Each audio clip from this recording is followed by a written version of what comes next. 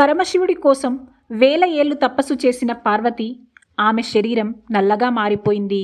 కానీ ఒక్క పవిత్ర స్నానం తర్వాత ఆ నల్లటి వర్ణమంతా పోయి ఎందుకు ప్రకాశవంతమైన తెల్లటి రూపంలో వెలిగింది. ఇప్పుడు మనం ఆ పురాణ కథ గురించి తెలుసుకుందాం. నవదుర్గలలో 8వ అవతారం మహాగౌరి. మహా అంటే గొప్పది, గౌరీ అంటే తెలుపు, ప్రకాశవంతమైనది. ఈ అమ్మవారు స్వచ్ఛత, శాంతి, జ్ఞానానికి ప్రతీక. పురాణాల ప్రకారం మహాగౌరి అనేది పార్వతీదేవి రూపమే. పరమశివుణ్ణి భర్తగా పొందాలనే సంకల్పంతో పార్వతీదేవి దశాబ్దాల తరబడి కఠినమైన తపస్సు చేసింది. ఆకులు, అలమలు మాత్రమే తింటూ ఎండ, వాన, చలి ఏమీ లెక్క చేయకుండా వేల సంవత్సరాలు తపస్సు చేసింది. ఆ తపస్సు కారణంగా ఆమె శరీరమంతా దుమ్ము, మట్టి పట్టి నల్లటి వర్ణంలోకి మారిపోయింది. ఆమె భక్తి చూసి పరమశివుడు ప్రసన్నమై ప్రత్యక్షమయ్యాడు. కానీ ఒకసారి సరదాగా పార్వతీని కాళీ అని పిలిచాడు.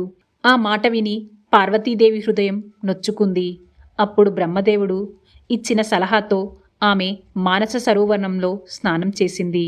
అప్పుడు బ్రహ్మదేవుడు సలహా ఇచ్చాడు, అమ్మా, మానస సరోవరంలో స్నానం చెయ్యి, నీ శరీరంపై ఉన్న మురికి అంతా తొలగిపోతుంది అని. పార్వతీ అమ్మవారు ఆ పవిత్ర సరోవరంలో స్నానం చేశారు. ఆ స్నానం తర్వాత ఆమె శరీరం నుండి నల్లటి వర్ణం విడిపోయి ఒక ప్రకాశవంతమైన శ్వేతవర్ణంతో వెలుగొందింది. ఆ వెలుగు, ఆ పవిత్రత, ఆ శాంతి రూపమే మహాగౌరీదేవి. నవరాత్రి 8వ రోజు అమ్మవారిని పూజిస్తే భక్తులకు అన్ని పాపాలు కరిగిపోతాయి, అపవిత్రత తొలగిపోతుంది, మనసు శాంతితో నిండి ఆత్మజ్ఞానం కలుగుతుంది.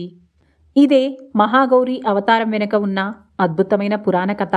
ఈ అమ్మవారిని భక్తిభరితంగా పూజిస్తే జీవితంలో ప్రకాశమే మిగులుతుంది. నవరాత్రి 8వ రోజు మహాగౌరి తల్లి ఆశీస్సులు అందరికీ చేకూరాలని మనసారా కోరుకుంటున్నాం. ఈ వీడియో నచ్చితే లైక్ చేయండి, మీ స్నేహితులతో షేర్ చేయండి. మరిన్ని భక్తి వీడియోల కోసం మా ఛానల్ని సబ్స్క్రైబ్ చేసి మా కుటుంబంలో మీరు భాగస్వాములు కండి. మర్చిపోవద్దు.